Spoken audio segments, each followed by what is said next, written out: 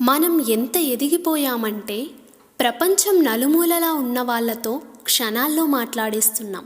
కానీ పక్క గదిలో ఉన్న మన కన్న వాళ్ళతో మాట్లాడడానికి మాత్రం సమయం దొరకడం లేదు.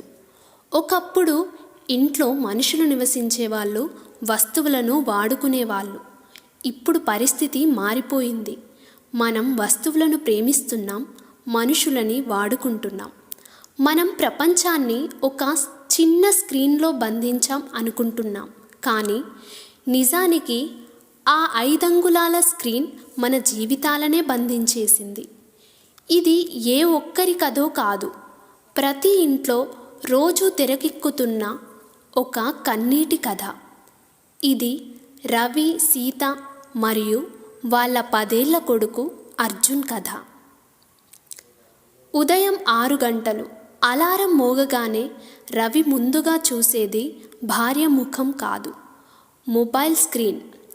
సీత నిద్రలేవగానే చూసేది పచ్చని ప్రకృతి కాదు, వాట్సాప్ స్టేటస్లు. డైనింగ్ టేబుల్ దగ్గర బ్రేక్ఫాస్ట్. రవి ఒక చేత్తో ఇడ్లీ తింటూ మరో చేత్తో ఆఫీస్ ఈమెయిల్స్ స్క్రోల్ చేస్తున్నాడు. సీత పక్కనే కూర్చుని ఫోన్లో ఇన్స్టాగ్రామ్ రీల్స్ చూస్తూ నవ్వుకుంటోంది. ఆ టేబుల్ చివర కూర్చున్నాడు 10 ఏళ్ల అర్జున్. వాడి ప్రపంచం చాలా చిన్నది. వాడికి ఆఫీస్ టార్గెట్స్ లేవు, సోషల్ మీడియా లైక్స్తో పని లేదు. వాడికి కావాల్సింది తనతో అల్లరి చేసే నాన్న, తన కథలు వినే అమ్మ. నాన్న, నిన్న రాత్రి నాకొక కల వచ్చింది, ఉత్సాహంగా చెప్పబోయాడు అర్జున్. ఒక్క నిమిషం నాన్న, బాస్ మెయిల్ చేశాడు, రిప్లై ఇవ్వాలి అంటూ రవి ఫోన్లో మునిగిపోయాడు. అర్జున్ ఆశగా అమ్మ వైపు తిరిగాడు. అమ్మ, ఈరోజు స్కూల్లో కన్నా చూస్తున్నావుగా, అమ్మ ఆంటీతో చాటింగ్ చేస్తుంది, సైలెంట్గా టిఫిన్ తిని స్కూల్ బస్ ఎక్కు అంది సీత, ఫోన్ వైపు నుంచి కళ్ళు తిప్పకుండానే. అర్జున్ మౌనంగా తన ప్లేట్లో ఉన్న ఇడ్లీని చూస్తూ ఉండిపోయాడు. ఆ ఇంట్లో నిశ్శబ్దం లేదు, కానీ మాటలు లేవు. అర్జున్కి బొమ్మలు గీయడం అంటే ప్రాణం. తన మనసులోని మాటలన్నింటినీ రంగుల్లో పెట్టి కాగితం మీద కుమ్మరించేస్తాడు. ఆ రోజు స్కూల్లో జరిగిన ఆర్ట్ కాంపిటీషన్లో అర్జున్కి ఫస్ట్ ప్రైజ్ వచ్చింది. ఒక పెద్ద మెడల్, సర్టిఫికేట్. వాడి సంతోషానికి అవధులు లేవు. బస్సులో వస్తున్నంతసేపు ఒకటే ఆలోచన, నాన్నకి ఈ మెడల్ చూపించగానే నన్ను గాల్లోకి ఎగరేసి పట్టుకుంటాడు, అమ్మకి సర్టిఫికేట్ చూపించగానే నాకు ఇష్టమైన స్వీట్ చేసి పెడుతుంది. కళ్ళు మెరుస్తుండగా ఎగిరి గంతేస్తూ ఇంటి తలుపు తోసుకుని లోపలికి వచ్చాడు అర్జున్. నాన్నా, నాన్న చూడు, ఫస్ట్ ప్రైజ్, నా డ్రాయింగ్కి ఫస్ట్ ప్రైజ్ అంటూ అరుచుకుంటూ వెళ్ళాడు.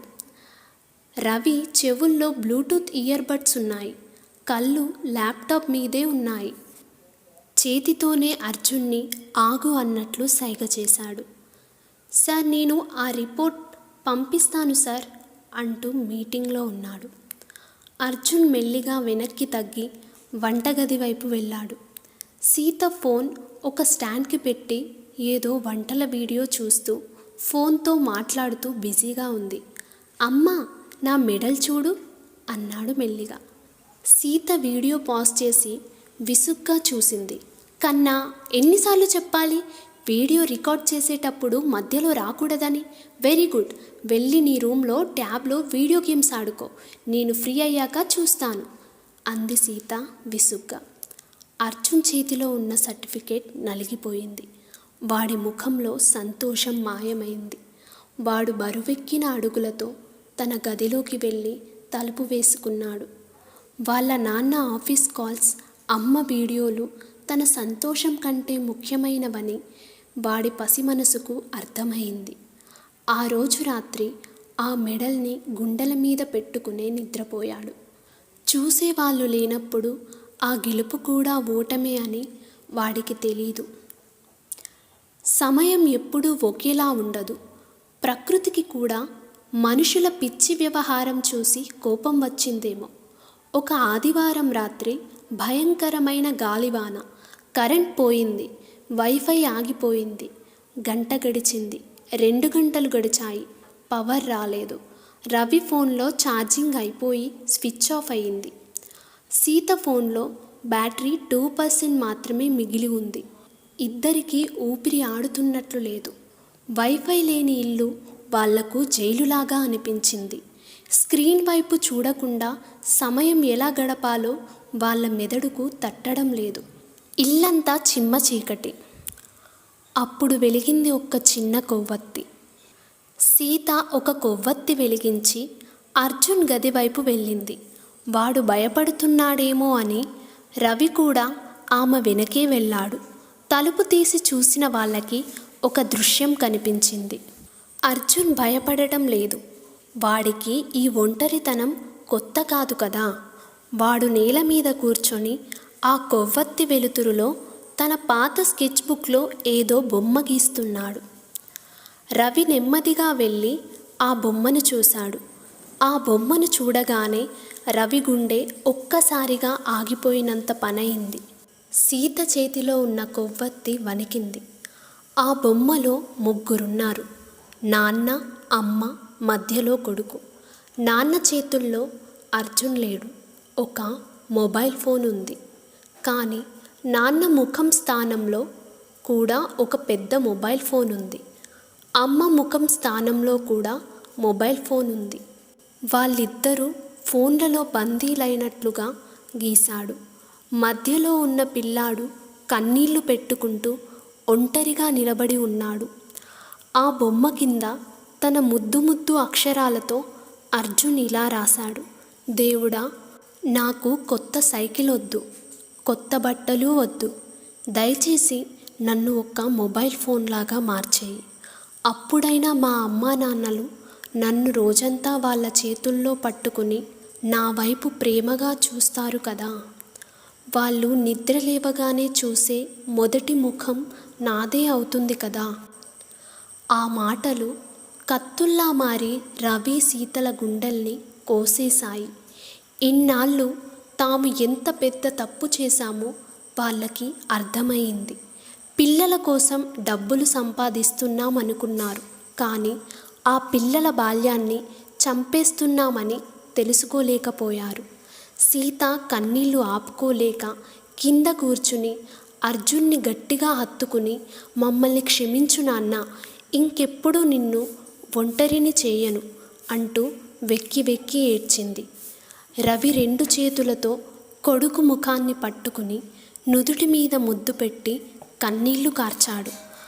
ఆ రోజు రాత్రి వాళ్ళ ఇంట్లో కరెంటు లేదు. కానీ ఇన్నాళ్ళు వాళ్ళ మధ్య ఉన్న కనిపించని గోడ బద్దలైంది. చాలా కాలం తర్వాత ఆ ఇంట్లో మొబైల్ నోటిఫికేషన్ సౌండ్ రాకుండా ఒక కుటుంబం మనసారా మాట్లాడుకుంటున్న శబ్దం వినిపించింది. మిత్రులారా, టెక్నాలజీ మన జీవితాన్ని సులభం చేయడానికి, దూరాలను తగ్గించడానికి వచ్చింది. కానీ మన ఇంటి లోపలే మనల్ని అపరిచితుల్ని చేస్తుంది. ఫోన్కి ఛార్జింగ్ 10% తగ్గితే కంగారుగా ప్లగ్ వెతుకుతున్నాం. పరుగున వెళ్ళి ఛార్జర్ పెడుతున్నాం. కానీ మన పిల్లలతో, మన కన్నవాళ్లతో మనకున్న బంధానికి ఛార్జింగ్ అయిపోతుంటే మాత్రం పట్టించుకోవడం లేదు. ఆ బంధాలకు ఛార్జింగ్ పెట్టాలంటే కరెంటు అక్కర్లేదు. కాస్తంత సమయం, గుప్పెడంత ప్రేమ చాలు. ఈ వీడియో చూస్తున్న ప్రతి ఒక్కరికి నాదొక చిన్న మనవి. ఈ వీడియో పూర్తవ్వగానే మీ ఫోన్ పక్కన పెట్టి మీ ఇంట్లో వాళ్ళ కళ్ళలోకి చూసి మాట్లాడండి. మీ పిల్లల్ని దగ్గరికి తీసుకోండి. వాళ్ళకి కావాల్సింది ఖరీదైన గ్యాడ్జెట్స్, ఏసీ రూమ్స్ కాదు. మీ చేయి, మీ స్పర్శ, మీ సమయం. గుర్తుపెట్టుకోండి, మొబైల్లో పోయిన డేటాను బ్యాకప్ చేసుకోవచ్చు. కానీ పోయిన పిల్లల బాల్యాన్ని, జీవితంలో జారిపోయిన కాలాన్ని ఎప్పటికీ వెనక్కి తీసుకురాలేము. టైంపాస్ కోసం ఫోన్ వాడండి, కానీ ఫోన్ వాడటమే మీ జీవితంలాగా మార్చుకోకండి. బంధాలను బ్రతికించుకుందాం. ధన్యవాదాలు.